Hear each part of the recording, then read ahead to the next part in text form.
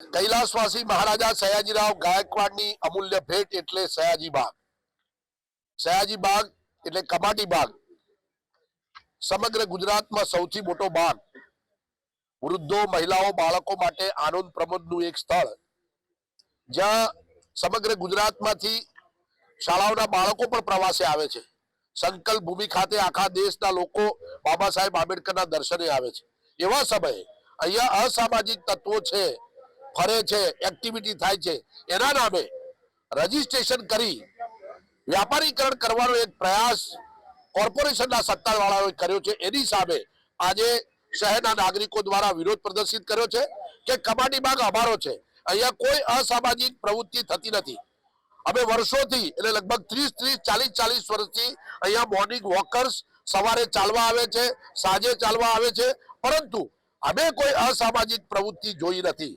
પરંતુ જો કોર્પોરેશન વાળાને અસામાજિક પ્રવૃત્તિ દેખાતી હોય તો એના માટે જવાબદાર એમની સિક્યુરિટી છે, એમના સીસીટીવી સર્વેલન્સ છે. કરોડો રૂપિયાનો અમે ટેક્સ આપીએ છીએ અને એ ટેક્સના નાણાં તમે આ સિક્યુરિટી પાછળ ખર્ચો છો અને તમે જ કહેતા હોય કે અહીંયા અસામાજિક તત્વો છે, તો તમે જવાબદાર છો અને એ જવાબદાર અધિકારીઓને આપે સસ્પેન્ડ કરવા જોઈએ.